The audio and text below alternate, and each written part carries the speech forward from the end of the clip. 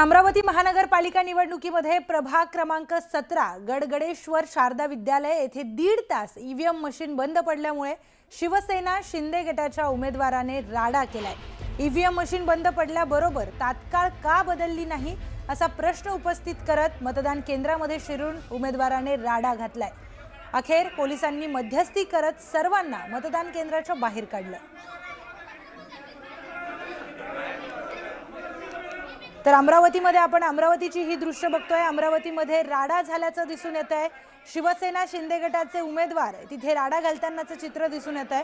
अमरावतीमध्ये ईव्हीएम बंद पडला आणि ते ईव्हीएम 1.5 तास बंद पडून होतं, त्यामुळे त्यावर पटकन ईव्हीएम का बदललं नाही अशी तक्रार करत शिंदे गटाच्या उमेदवाराने राडा घातला। आपण बोलूयात संजय शेंडे यांच्याशी। संजय, आता काय परिस्थिती आहे? निश्चितच आपण जर बघितलं तर अमरावतीच्या या निवडणुकीच्या दरम्यान सकाळी गर्ल्स हायस्कूल या शाळेवर ईव्हीएम जवळपास तब्बल 25 मिनिटे लेट सुरू झाली होती।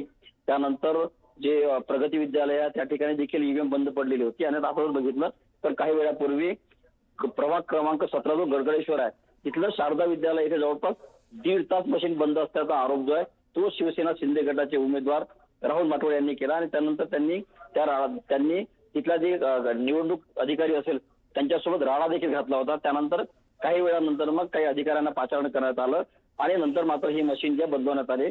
पण एकूणच जर बघितलं तर कुठेतरी प्रशासनाचा ढिसाळपणा इथं दिसतो आपल्याला आणि यामुळे जे आहे नागरिकांना देखील तारकत राहावं लागते आणि उमेदवारांना देखील मानसिक जो धक्का तो सहन करावा लागत आहे। एकूणच जर बघितलं तर प्रशासनानं कुठेतरी याची तयारी कुठे कमी पडली का किंवा मशीन जर बंद असेल तर तातडीनं खरं तर 10-15 मिनिटात मशीन तिथे डायरेक्ट पोहोचायला पाहिजे होते, म्हणून कुठेतरी दिरंगाई होताना दिसत आहे।